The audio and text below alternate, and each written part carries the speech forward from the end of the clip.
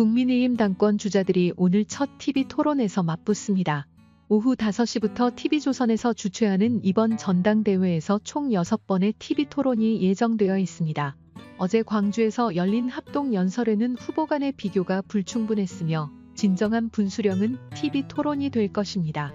이번 전당대회에서는 한동훈 후보가 당대표로 적합한지 여부가 주요 쟁점입니다. 한동훈의 정체성과 자질에 대한 논란이 계속되고 있어 후보들 간의 검증이 더욱 치열하게 이루어질 것입니다. 오늘 오후 5시 첫 TV 토론에서 한동훈의 자격이 판가름 날 것으로 보입니다. 각 후보들은 오늘 공식 일정을 모두 중단하고 TV 토론 준비에 들어갔습니다. 한동훈 후보는 윤석열 정부의 성공과 보수 우파 정권 재창출에 적합한 인물인지 검증받고 있습니다. 문자 파동과 최상병 특검법 등 두 가지 논란이 한동훈 지지층과 반대 지지층 사이에서 해석이 갈리고 있습니다. 벌써부터 한동훈에 대한 논란은 극에 달하고 있습니다. 어떤 이들은 한동훈을 전폭 지지하고 다른 이들은 그를 좌파 혹은 배신자로 비난하고 있습니다. 이런 상황에서 TV 토론이 공정한 검증의 장이 될 것입니다. 이번 토론에서는 김건희 여사의 문자 논란과 최상병 특검법이 주요 쟁점이 될 것입니다. 김건희 여사의 문자 파동은 야당의 공격 대상으로 떠오르고 있으며 최상병 특검법도 논란의 중심에 있습니다. 민주당이 제안한 특검법을 윤 대통령이 거부할 것으로 예상되지만 국민의힘이 수정 발의하면 민주당에 놀아나는 것 아니냐는 우려도 있습니다. 가장 핵심은 윤석열 대통령입니다. 현재의 정치적 상황과 정부 성공, 보수 정권 재창출의 중심에 윤 대통령이 있습니다. 윤 대통령이 앞으로 거론되지 않을 것으로 보이지만 김건희 여사까지 등장한 상황에서 한동훈과 김건희의 정면 충돌이 주목받고 있습니다. 이러한 논란 속에서 한동훈 후보의 정치적 자질과 윤석열 대통령의 지지를 받는지 여부가 오늘 TV 토론의 핵심 쟁점이 될 것입니다. 김건희 여사와 최상병 특검법은 소재에 불과하며 중요한 것은 한동훈과 김건희의 충돌에서 누가 선택받을지 여부입니다. 한동훈 후보가 김건희 여사를 공격하는 것은 정치적 문제로 비춰지고 있으며 김건희 여사의 동의 없이 공개될 수 없는 문자 내용에 대한 논란이 계속될 것입니다. 김건희 여사는 영부인으로서 정치에 개입할 수 없다는 점에서 더욱 큰 논란이 예상됩니다. 오늘 TV 토론에서 모든 논란과 쟁점이 집중되며 한동훈 후보의 운명이 결정될 것입니다. 긴장감이 고조되는 가운데 국민의 시선은 이 토론에 집중되고 있습니다. 윤석열 대통령이 공정한 입장에서 어떤 메시지를 내놓는다면 그 메시지는 항상 한동훈에 대한 반응으로 해석될 수 있습니다. 그래서 윤석열 대통령이 직접 메시지를 내는 것은 어렵습니다. 비서실장을 통해 메시지를 전달하며 전당대회에 개입하지 않는 모습을 보이는 것이 중요합니다. 중요한 쟁점은 김건희 여사와 최상병 특검법 두 가지입니다. 이 두 가지 쟁점을 놓고 논란이 일어나고 있습니다. TV 토론이 오늘 열릴 예정이며 윤석열 대통령이 한동훈의 당선에 대해 어떻게 생각하는지가 주요 관심사입니다. 윤석열 대통령이 한동훈을 배신자로 보는지 아니면 정치적 자격이 있다고 보는지 한동훈이 당권 후보로서 자격이 있다고 생각하는지에 대한 여러 가지 해석이 나올 것입니다. 김건희 여사는 윤석열 대통령의 부인이지만 김건희 여사의 행보가 대통령의 뜻을 대변하지는 않습니다. 대통령은 윤석열이며 김건희 여사와 분리된 윤심이 중요합니다. 윤심은 전당대회에 직접적으로 관여하지 않는 모습을 보이고 있습니다.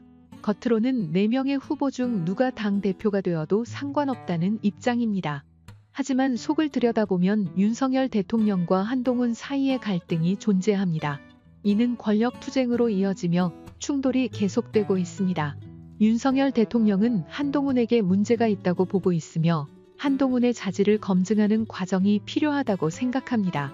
오늘 TV 토론에서는 한동훈이 당대표 자질을 갖추고 있는지에 대한 평가가 이루어질 것입니다. 만약 한동훈이 당대표로서 자질이 있다면 다른 경선 후보들은 큰 의미가 없어질 것입니다. 반면 한동훈이 당대표 자질을 갖추지 못한 것으로 평가된다면 다른 후보 중에서 적합한 인물을 찾아야 합니다. 윤석열 대통령과 한동훈의 갈등은 총선 때부터 계속된 문제로 한동훈이 당대표가 되면 윤석열 정부의 성공에 기여할 수 있는지에 대한 의문이 제기되고 있습니다. 오늘 TV 토론을 통해 한동훈의 자질을 검증하고 한동훈이 갈등을 해결할 수 있는 능력이 있는지 평가할 것입니다. 한동훈은 김건희 여사와의 갈등을 풀지 못한 책임을 져야 합니다. 총선 때의 갈등도 김건희 여사의 문제였으며 이번에 공개된 문자도 김건희 여사의 잘못입니다. 최상병 특검법에 대해서도 논란이 있습니다. 민주당이 최상병 특검법을 발의하면서 한동훈이 어떻게 대응할 것인지가 중요한 쟁점입니다. 한동훈은 민주당의 특검법을 받아들일지 아니면 새로운 방식으로 대응할지에 대한 명확한 답변을 해야 합니다. 윤석열 정부의 성공을 위해 한동훈이 어떻게 협력하고 견제할 것인지에 대한 그의 입장이 중요합니다. 민주당이 검사명에 대한 탄핵을 추진하다가 좌초된 상태에서 한동훈의 정치적 능력을 테스트하는 중요한 순간이 될 것입니다. 김건희 여사가 대국민 사과를 할 것이라는 이야기가 있었으나 한동훈 위원장은 그 문자를 읽고 씹었다고 합니다.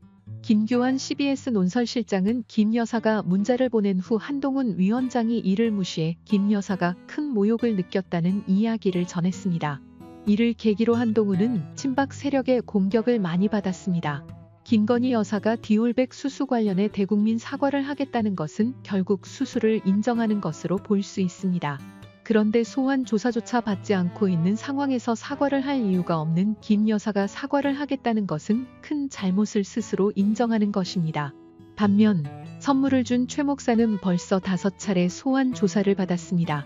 임 변호사는 또한 법원이 특별한 사유 없이 재판 병합을 허용하면 정치인에 대한 성대라는 비판을 피하기 어렵다며 조희대 대법원장이 직접적으로 많은 비판을 받을 가능성이 크다고 경고합니다. 이는 사법부에 대한 불신을 더욱 심화시키고 거센 비판이 일어날 것으로 보입니다. 법원의 속성상 적극적 행동보다는 소극적으로 대응하는 경우가 많아 병합 신청을 받아들이기 어렵다는 입장입니다. 이재명의 병합 신청은 거센 저항을 받을 것이 분명합니다. 이는 이재명의 꼼수가 드러난 대목으로 대장동, 성남FC, 백현동 사건에 대한 정의는 이미 410명의 증언을 통해 명확해졌습니다. 검찰에서 진술한 내용을 재판부에서 부인할 경우 증거로 사용할 수 없기 때문에 검사는 재판정에서 직접 묻겠다는 입장입니다. 이 과정에서 410명의 증인이 필요하며 앞으로 5년, 10년이 걸릴지 모른다는 우려가 제기되고 있습니다. 결국 팩트는 박상용 검사가 그런 적이 없다는 것입니다. 이를 증명할 수 있는 수많은 정인과 목격자 증거가 있기 때문에 당당하게 이성윤을 고소하는 것이 아니겠습니까? 철저하게 조사만 해보면 될 것입니다. 박상용 검사는 서울법대 출신 엘리트 중에 엘리트인데 그런 소문이 말이 되겠습니까? 가짜 중에 가짜 루머일 뿐입니다. 많은 동료 목격자들이 이를 증명해 줄 것이라고 하니 이번 한판에 완전히 붙어서 대로 보내버려야 합니다.